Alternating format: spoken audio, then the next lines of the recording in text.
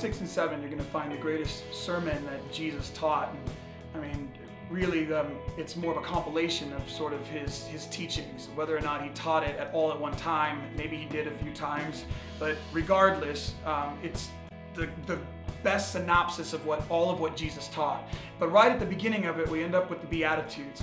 And we're not going to go over all the Beatitudes in 5 minutes, but I will tell you this. It begins and ends with, they each one of them have a sort of phrase and then a prize for that phrase. And the beginning and the end one are sort of the more significant ones to me and what I want to share with you. You have blessed are the poor in spirit, for theirs is the kingdom of heaven, and blessed are the persecuted, for theirs is the kingdom of heaven. And we can go on and on and on about what poverty of spirit is and what persecution really means and who's enduring persecution and to what level and all those things. But what I really feel like is, how do we look different than the rest of the world?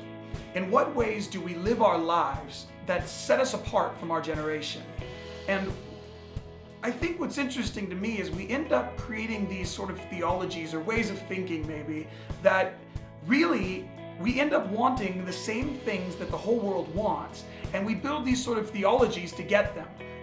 Whether it's through the gifts or through blessing, what we call blessings or prosperity or favor or whatever words you want to use, we end up wanting the same thing the world wants, and we just thank Jesus when it's all done. So we don't really look a lot different to the world. We just happen to go to church and use the name Jesus. And I'm kind of wondering in my own heart, I'm just processing this more out loud with you to process with me, is how do I, as a Christian, as a Christ follower, look different than the rest of the world?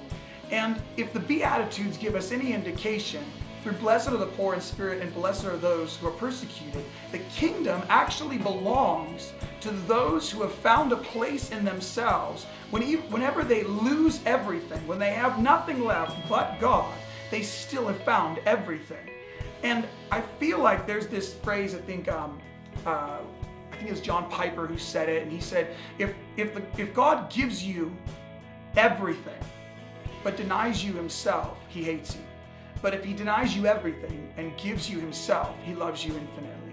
I think Habakkuk puts it simpler. It looks like this: though the fig tree should not blossom, nor fruit be on the vines, the produce of the olive fail, and the fields yield no food, the flock be cut from the fold, and there be no herd in the stalls, yet I will rejoice in the Lord.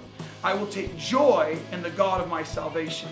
God the Lord is my strength. He makes my feet like the deer's. He makes me tread on my high places. And I guess what I'm trying to say is simply this, to wrap it up, that when you get everything you want, it's pretty easy to worship. It's pretty easy to show up to church, decide that you're going to read your Bible and be an amazing Christian.